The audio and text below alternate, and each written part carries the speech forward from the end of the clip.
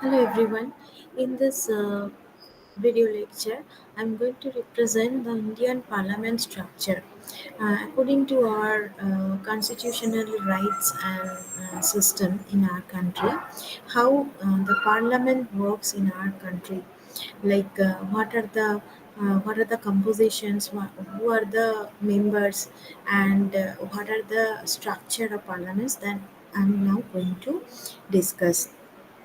So, law-making body of government is called the legislative organs. And Constitution in Indian Constitution, the article number 79 to 122 of the Indian Constitution describes the parliament structure of our country. So, in our parliament structure, it is divided into two houses. One is Rajya Sabha and another is Lok Sabha. And uh, the neutral body, one neutral body is present here, who is the president. The president is not the member of either Rajya Sabha or Lok Sabha. Now, Rajya Sabha is a council of states, whereas Lok Sabha is known as the House of People. But now, who is the president then? So, president is not a member of any house, but he is the leader. Every bill passed by the parliament must have his approval to become an act, and he has the sole power to summon meetings of the parliament. Okay. Now Rajya Sabha. So Rajya Sabha is a body where we it is represented as a council of states. It promotes and protects the interest of the various states, like whatever how many states are containing our country. That all protection and interest of various states are headed by the Rajya Sabha, and it is also known as the upper house of the parliament. And the maximum member strength of Rajya Sabha are 250. Among these 250, 12 persons or 12 members are nominated by the president, and remaining 238 representatives of states and union territories. These are people who have knowledge and skills in arts, science, literatures, and social services. Next, the division of seats, that means the division of number of representatives, is not equal among all states. It depends on the state's capacity or state's population.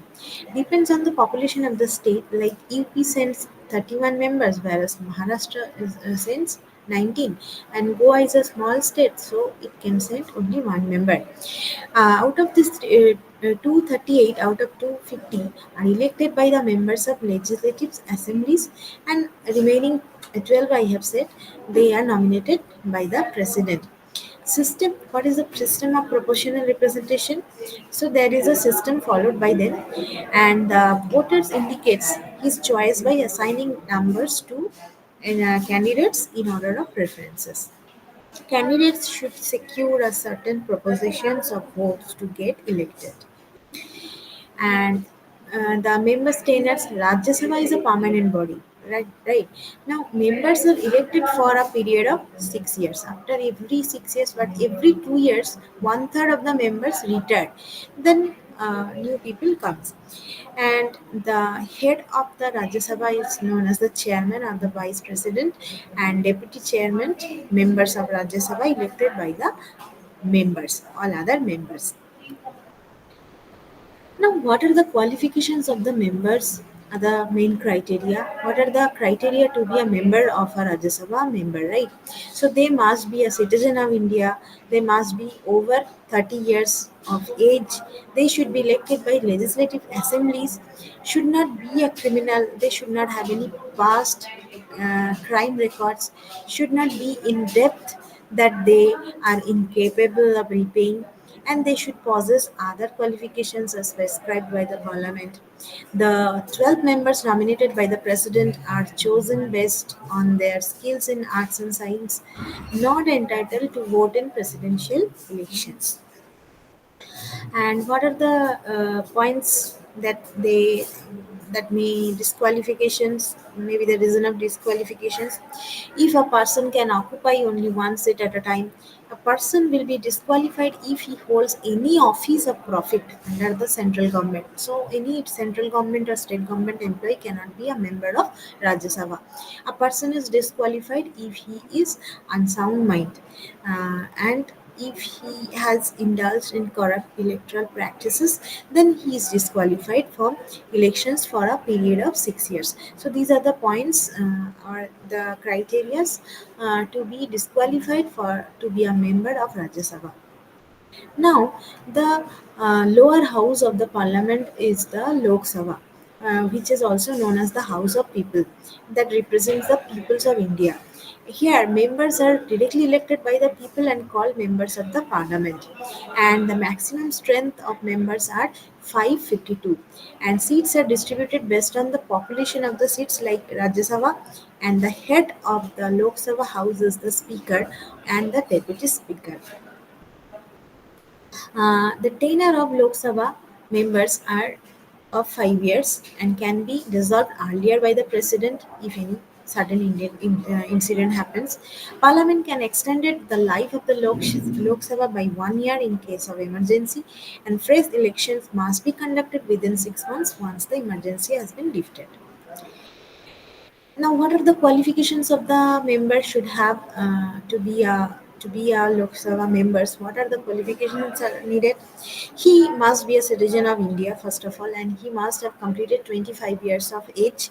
He must possess other additional qualifications as decided by the Parliament from time to time, and his name should appear in the voter list. That means he should be a voter of our country. Next, the citizens over 18 years of age can vote for members of Lok Sabha. And that territory splits into constituencies that we know, and one person elected per constituency. Candidate with maximum vote is elected, and speaker and deputy speaker are elected by the members of Lok Sabha. Now, what are the power and functions of the speaker? So, speaker is the head of the Lok Sabha, and he is having the power to preside over the meetings of the house.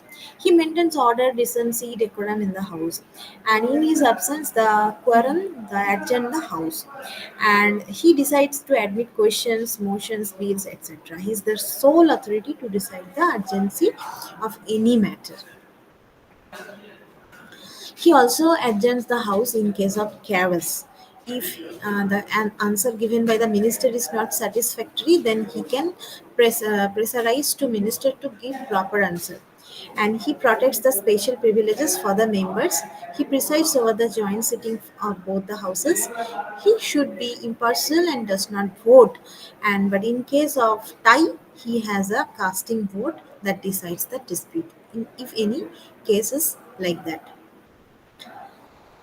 Now, what are the power and functions of parliament? So, mainly there are some main key functions like legislative functions to basic functions like making laws, amend old laws, making new laws, repeal old laws like that.